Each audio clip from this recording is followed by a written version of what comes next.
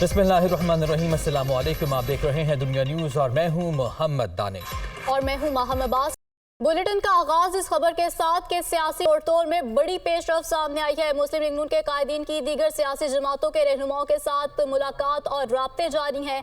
इस्तेहकाम Pakistan party के कायद जहांगीर तरीन और ओन चौधरी की शहबाज शरीफ की रहायशगाह मॉडल टाउन आमद। दोनों पार्टियों के रहनुमाओं की मुलाकात 45 मिनट तक जारी रही। लीगी ज़राए की जानिब से ये बताया गया है सियासी जोड़ तोड़ अरूज पर पहुंच गया है और इस हवाले से बड़ी पेशरफ सामने आई है। मुस्लिम लीग नून के कायदीन की दीगर सियासी जमातों के रहनुमाओं से मुलाकात और राब्तों का सिलसिला जारी है।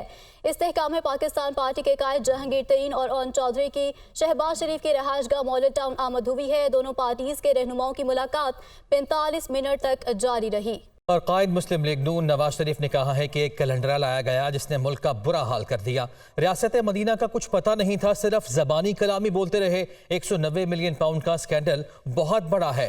चोर चोर कहने वाले खुद सबसे बड़े चोर हैं। उन्होंने कहा कि मुल्क को यहाँ तक किसने पहुँचाया, सबका एहतसाब होना चाहिए। हम यहाँ हुकूमतें लेने नहीं बैठे बल्कि आवाम की भलाई चाहते हैं। बदनसीबी है हमारी कि इस तरह के खेल खेले जाते रहे हैं। एक ऐसा कैलेंडर मुल्क पे आ गया या लाया गया जिसने पाकिस्तान का ये हाल, जिसको मुल्क का कुछ पता ही नहीं है, मुआशरे की कोई खबर ही नहीं है, अखलाकियात का कुछ पता ही नहीं है, सिर्फ जुबानी कलामी मदीने की रियासत। दूर दूर तक कुछ अंदाजा नहीं है कि वो क्या थी रियासत मदीना, और उसमें अपने सियासत को चमकाने के लिए आप सुन रहे हैं सारे किस्से और कहानियां उसकी। सबसे बड़ा स्कैंडल जो पैसे का, करप्शन का, 190 मिलियन पाउंड का जो है, इल्जाम हम पे लगाते हो कि बेटे से तनख्वाह नहीं ली और सजाएं हमें दिलवाते हो। मुझे आज 7 साल के बाद इंसाफ मिल रहा है। अब जिन्होंने बोगस मुकदमे बनाए हैं, कोई उनसे पूछेगा कि आपने क्यों बनाए? जज बोल रहा है वो शौकत अजीज सदीकी के मेरे पास जनरल फैज आया, मेरे पास आके ये कहा उन्होंने, आके हमारी तो 2 साल की मेहनत ज़ाया हो जाएगी अगर नवाज शरीफ को और उसकी बेटी को अगर आपने जेल से बाहर आने दिया।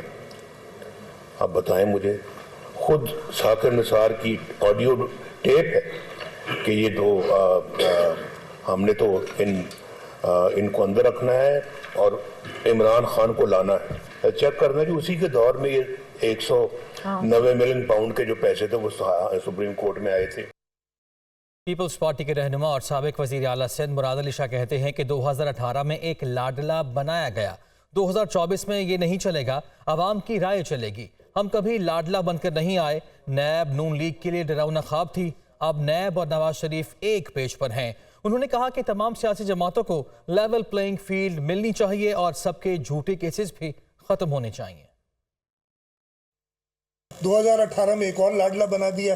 अब ये 2023-24 में लाडला नहीं चलेगा, अब 23-24 में आवाम की राय चलेगी और इंशाल्लाह ताला आवाम की राय बड़ी क्लियर। आपने ये कहा, मेरा ख्याल है इससे ज़्यादा जिस तरीके से तेज़ी से केसेस के फैसले हो रहे हैं और वो नैब जो कि एक दौराना ख्वाब होती थी नवाज लीग के लिए, उस दौराने ख्वाब को उन्होंने एक वेलकम कर रहे हैं और नैब और नवाज लीग एक ही पेज पे हैं और एक ही बात कर रहे हैं।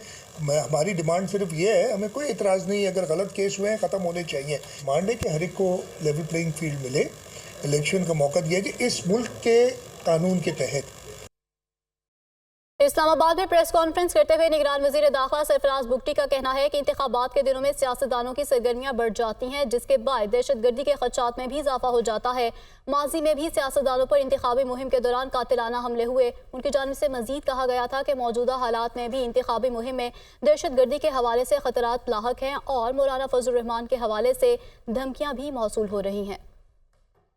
जो पॉलिटिकल लीडरशिप है वो आपको पता है कि इलेक्शन के दिनों में वो ज़्यादा एक्सपोज हो जाती हैं, वो पब्लिक में जाती हैं, पब्लिक गैदरिंग्स करती हैं, रैलीज़ करती हैं, और उनका एक्सपोज होना जो है वो इटसेल्फ टेररिज्म के कॉन्टेक्स्ट में चैलेंज है।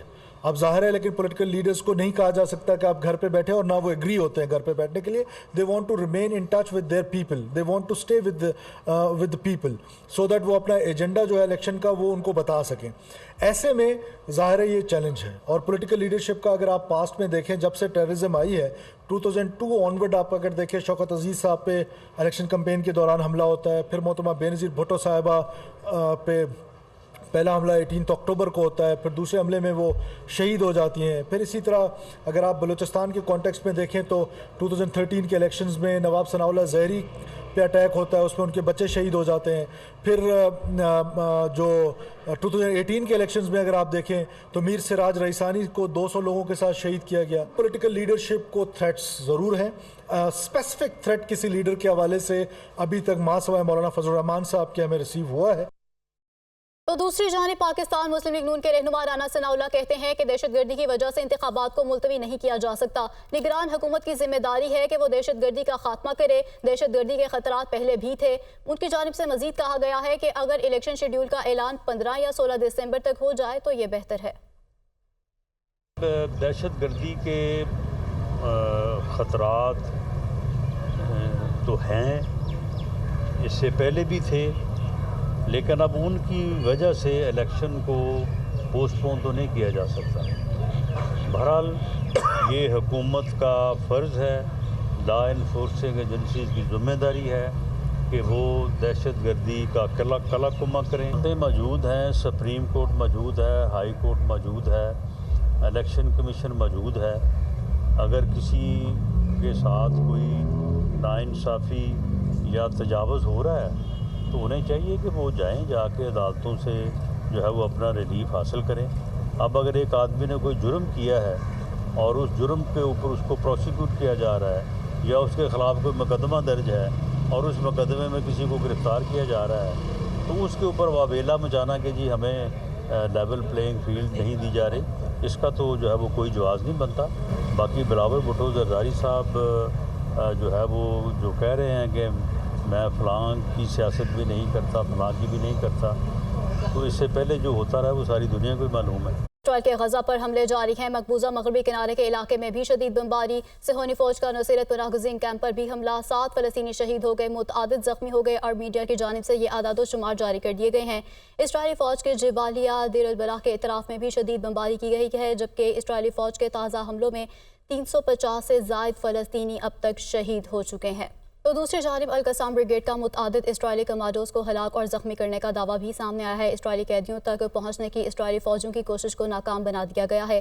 ترجمان القسام بریگیڈ کی جانب سے یہ کہا گیا ہے کہ ہمارے حملوں میں متعدد اسرائیلی کمانڈو ہلاک اور زخمی ہوئے ہیں. ان کی جانب سے مزید کہا گیا ہے کہ ہمارے حملوں نے اسرائیلی فورسز کو ناکام واپس بھیجنے پر مجبور کیا ہے، جبکہ 72 گھنٹے کے دوران ہم نے 135 اسرائیلی گاڑیوں کو بھی تباہ کر دیا ہے. کارروائی کے دوران درجنوں صہیونی فوجی ہلاک اور زخمی ہو چکے ہیں. تو دوسری جانب القسام بریگیڈ کا متعدد اسرائیلی کمانڈوز کو ہلاک اور زخمی کرنے کا دعویٰ بھی سامنے آیا ہے. اسرائیلی قیدیوں تک پہنچنے کی اسرائیلی فوجوں کی کوشش کو ناکام بنا دیا گیا ہے. ترجمان القسام بریگیڈ کی جانب سے یہ کہا گیا ہے کہ ہمارے حملوں میں متعدد اسرائیلی کمانڈو ہلاک اور زخمی ہوئے ہیں.